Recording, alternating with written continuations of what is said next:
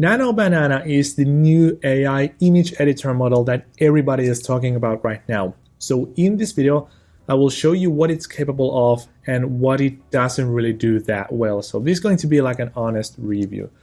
And first of all, let's quickly start from where you can actually access it. So I definitely recommend going to this page called openart.ai if you want to try it out, because this is the place where every single AI image generator, AI video generator, AI image editor, whatever model lives. So this place hosts it all. So you don't need hundreds of accounts, you just need one. So this is the place, and I have left a link to it in the description. Also, if you want to try the paid models, you will find a discount there as well.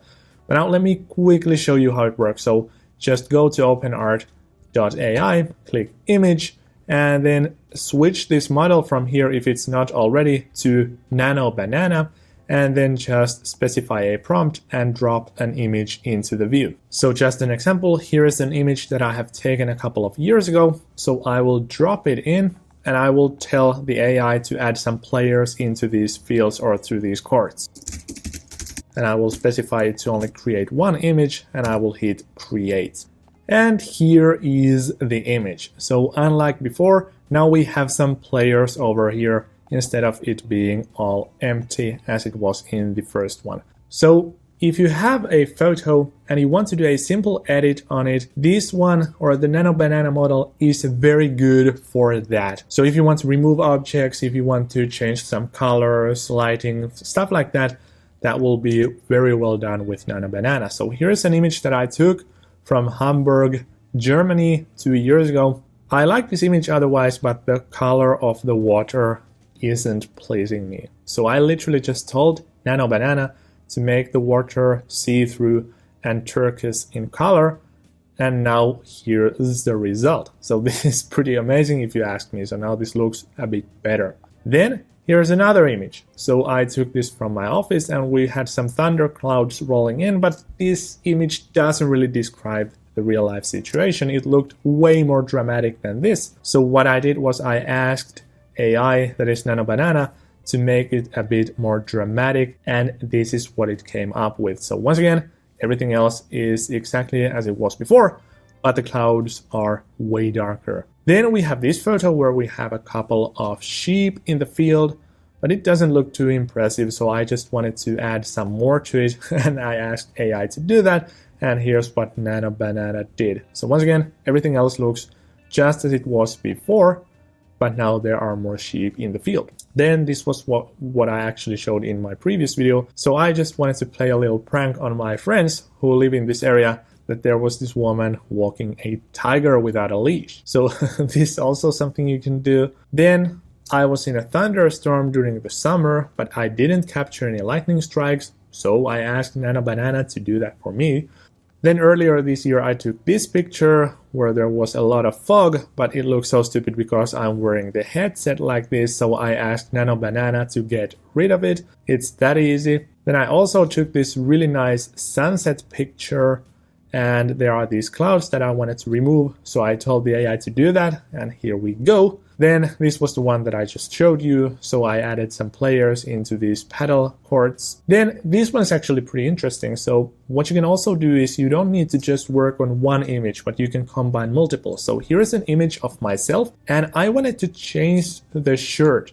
So I found this shirt online, and I asked the AI to combine these photos so that I would wear this shirt, and here is the result. So that's pretty cool. So you can combine elements from multiple images. In fact, if we go to the editor, you can see that we can drop 4 images into the view, and then you just tell the AI what you want to do with those 4 images. For example, if you want to combine those. Then also, you don't really need to even have a real photo, so it will also work on your designs to some extent. So here's a video thumbnail that I made. It says 12 seconds, but what I wanted to do is I wanted it to say 15 seconds and add some glare and effects to this text. So here's what it did very easily once again.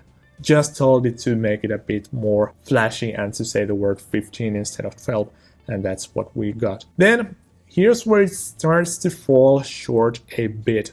So here's an image where we have a lot of ducks here in Finland, and I told the AI to turn all these ducks white. Well, here is the photo, but as you can see, it did something very strange to this one. And also, the closer you zoom in, you're going to see that these ducks don't really make that much sense. So the detail is lost here. These look super realistic to me, but even at like 50, 100 feet away from the camera, it starts to look completely messed up. So you can clearly tell that this is not a real photo. Then here the AI lost some perspective. So this is a photo that I took from like, I would say 100 feet above the ground. And I told the AI to add somebody rowing a boat in the middle of this lake. Well, it kind of succeeded, but the problem here is that if this was a real photo, this person would be a giant, because if you look at it, there are boats on the left-hand side here, and this person is at least like, I would say 300, even 400 feet away from me, yet it still looks big like this. And these little poles over here, these are like, I would say 5-6 feet tall. So this is a giant over here. So that's where it messed it up. And then I asked the AI to create some rain into this photo. And once again, this doesn't look that realistic. I mean, the surface of the water looks kind of cool, but it doesn't look like real rain to me. So it would have blurred the background. I think it shouldn't be showing these clouds in the sky if it was this heavy a rain, unless we're literally on the edge of the rainstorm. And then also I tried to do something really interesting. So I have this photo and I just wanted to emphasize and like enhance this photo. So I wanted to make the sky more blue and I wanted to just make it a bit more beautiful. But I told the AI to do so. I actually gave it a super long prompt and here's the result. Yeah, it didn't do anything to this photo. So if you just want to adjust colors and increase sharpness, do some contrast, increase shadows, stuff like that, that's going to completely like confuse this tool and it's not going to work. And then also I tried another design. So I wanted to add some natural looking coloring to my shirt and my face, since we have this green background, so that it would look more natural and fit to the scene well. And here's what happened. So this doesn't quite do it for me. It looks like there's some smoke behind me or something, and the lighting is just not natural at all. So this looks like something complete extra here. So it didn't really work out that nice with this picture. So in a lot of situations, Nano Banana does really stellar job. It will edit your photos while keeping the unedited parts very realistic and original. But also in some contexts, for example, these designs, and for example, if you just want to edit your photo like colorization, saturation, stuff like that, then Nano Banana tends to fall short.